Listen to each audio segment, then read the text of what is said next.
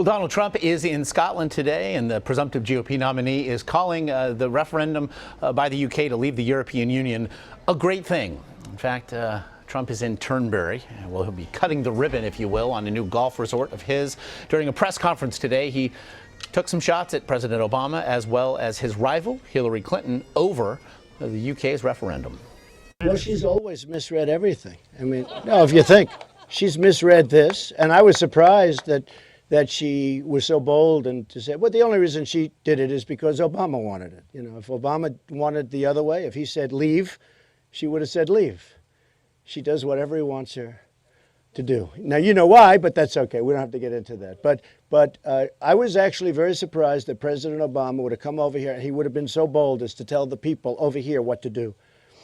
And I think that a lot of people don't like him. And a lot of people voted. I think if he had not said it, I think your result might have been different.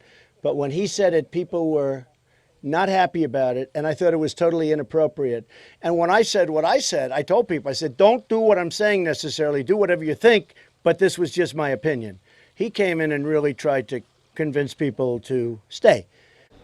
CBS News senior political editor Steve Chaggaris now joins me from Washington here. And again, Steve, we just heard Donald Trump praising Britain's decision to leave the EU. What does he gain, or what does perhaps he believe that he gains from the praise?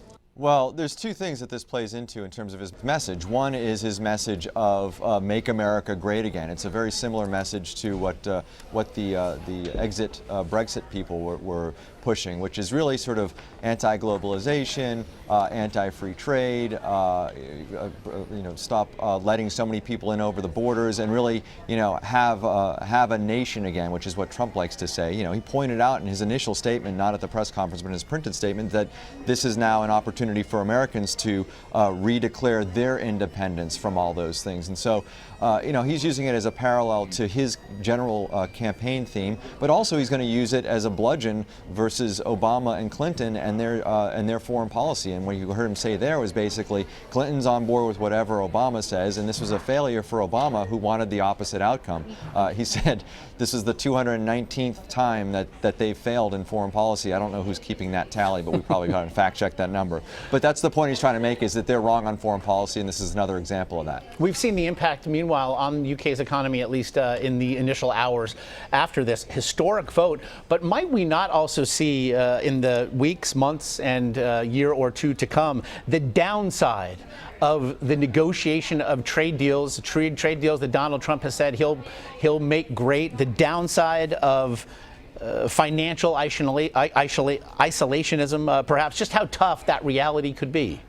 Yeah, it's going to be really interesting to see what the sort of fallout is, for, at least in terms of the economy. Now, in terms of Americans and how they react to this. So if the economy goes down and there's a big hit on the global economy and specifically on Americans' pocketbooks, who are they going to blame for that? Are they going to blame the ideas that Trump is throwing out there in terms of free trade? This is where it could cut the wrong way for him. But at the same time, will they blame the party in power or the president? And if they do, does that have a negative effect on Hillary Clinton? It's really going to be interesting to see how Americans react at in the voting booth in November if the economy tanks after this. And how might the campaigns react? And I ask that because it is impossible not to see this perhaps through the prism of the American political climate at current. See that it was frustration perhaps over the economy that led to this vote. It was fear over immigration worries that led to this vote, and perhaps a failure on the part of Parliament to truly understand how disenfranchised the electorate was.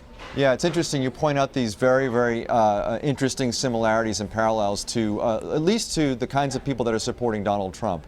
But the question moving forward is what, how, first of all, how do Americans overall react to a vote that did not happen in this country? It's a uniquely European issue. And I think the fallout, as we discussed earlier, will be how does the economy affect the average American? Right now, as we know, there are people in this country that feel that they're left behind. They're they're angry at the government. Those are the people that are supporting Trump. Now, does this Brexit movement create a larger groundswell for Trump? I just don't know. I think you're going to be hard-pressed to find many Americans who, A, are even going to really know what Brexit is, and B, who are going to have their vote directly affected by what happened today in June of 2016. They're certainly digging into it today, if nothing else. Again, Steve Chaggaris in Washington, your insights always, my friend, are appreciated. Thanks, Josh.